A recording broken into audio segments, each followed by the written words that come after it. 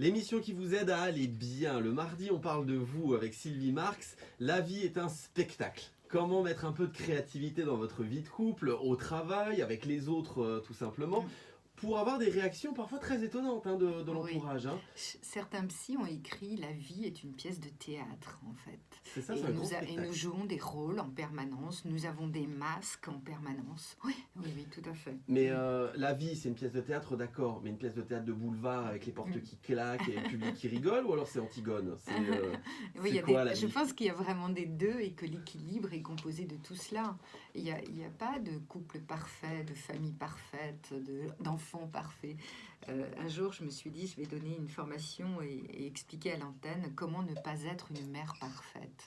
Et c'est très très important parce que c'est celles qui réussissent le mieux, parce qu'elles ont une grande authenticité, ou une mère ou une grand-mère d'ailleurs, mais qui va faire de son mieux au moment-là. Et puis ensuite, elle va évoluer et elle va se dire, oh c'est dommage, je savais pas ça à cette époque.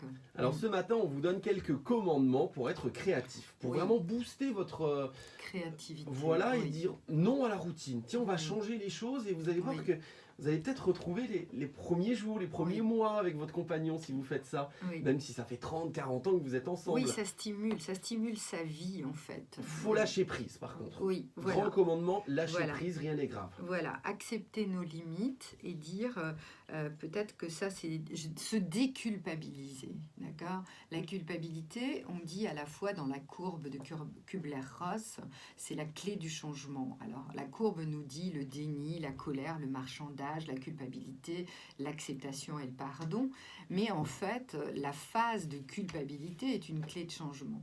Mais quand nous allons dans le lâcher prise, on va dire mais j'ai fait ce que j'ai pu avec ce que j'avais, ou à ce moment-là, moi souvent je demande pardon à mes enfants en me disant oh, mais ça je savais pas, j'ai été un peu dure, ou il s'est passé ci, ou il s'est passé ça. Par exemple, un scénario intéressant, je vais donner un stage le 18 et 19 mai que je donne une fois par an sur la constellation familiale. Alors je vais citer un exemple. Quand moi j'étais petite, mes parents avaient une bonne qui était sourde et muette, et j'avais les cheveux en dessous de mes fesses. J'avais pas le droit de couper mes cheveux, et la bonne sourde et muette me donnait 100 coups de brosse. En tout cas, quand j'étais toute petite, j'ai ce souvenir-là. On me donnait 100 coups de brosse tous les soirs pour faire des cheveux tout doux, parce que les cheveux étaient beaux. Alors vous parlez, je pouvais crier tout ce que je voulais, puisqu'elle était sourde et muette, donc même s'il y avait des nœuds et qu'elle me faisait mal, aucun problème. Et donc, qu'est-ce que j'ai fait? Eh bien, quand j'ai eu les filles que j'ai coiffées, que ce soit la fille de mon frère ou ma fille, eh bien, j'y allais pas de main morte, quoi. Ouais. Quand il y avait des nœuds, etc., alors elles se tenaient les cheveux et je coiffais pour faire des tresses, et voilà, parce qu'elles avaient les cheveux longs. Et puis un jour, ma fille, qui est sage-femme, me dit, juste avant, elle me dit, coiffe-moi, je vais être donc diplômée, etc. Essaye de me remonter les cheveux, coiffe-moi comme ça, ok. Et nous sommes dans son appartement en Belgique, et je la coiffe. Et là, je lui dis, je ne te fais pas mal? Et elle me dit, oh là là, maman, c'est toi qui me demandes ça?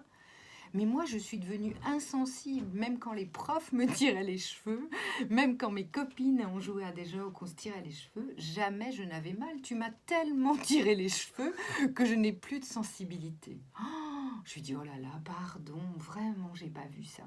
Et vous voyez, en constellation familiale, ça veut dire que j'ai rejoué un scénario sans l'avoir conscientisé.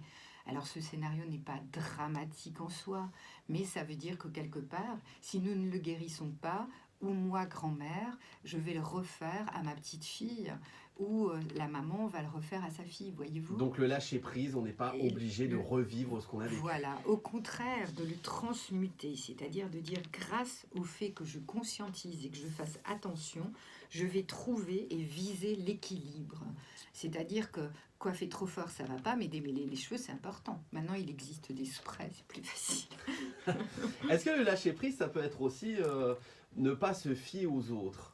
Bon, bah j'ai envie de faire ça, ça vous plaît pas? Oh, bah c'est dommage, mais je vais le faire quand même. Oui, parce que ça sera écouter son intuition, puisque c'est qu'est-ce qui est bon pour moi que je fasse au moment-là, et c'est écouter son intuition, qu'est-ce qui est juste, oui. En couple, c'est faire des choses seul. On n'est pas obligé d'être tout le temps à deux. Alors, j'explique souvent que le « je », J-E, doit être nourri, le « je » de l'un, le « je » de l'autre, J-E de l'autre, qu'est-ce qui se joue, J-E-X, qu'est-ce qui est le plaisir de cette relation pour construire ce nous.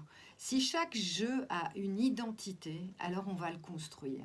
Vous voyez, quand mes parents âgés, par exemple, deviennent interdépendants. Quand mon papa va en course, il a envie de prendre ma maman avec. Et parfois, ma maman n'a pas absolument pas envie d'aller en course avec mon papa. Donc c'est un vrai dilemme. Et quand c'est comme ça, je leur fais constater qu'ils ont encore la chance d'être deux. Voilà.